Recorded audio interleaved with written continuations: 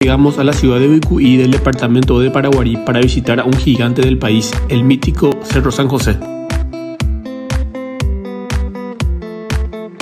Ubicado en la compañía San José Boquerón, aproximadamente a unos 10 kilómetros del casco urbano, se lo ve imponente desde donde se lo mire, por sus 665 metros de altura sobre el nivel del mar.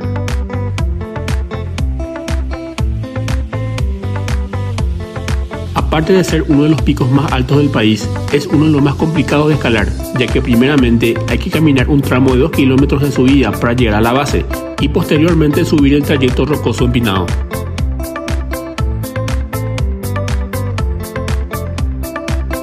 Según los lugareños, con el pasar de los años, el cerro sufría cambios y caía de las rocas. Es por ello que instalaron un santuario en honor a San José, donde cada 19 de marzo suben para celebrar el día del mencionado santo y recordar que Dios está presente. Conocido anteriormente con el nombre de Cerro Tatucuá, es un volcán apagado en donde alguna parte de este se encuentra un cráter con fondo desconocido.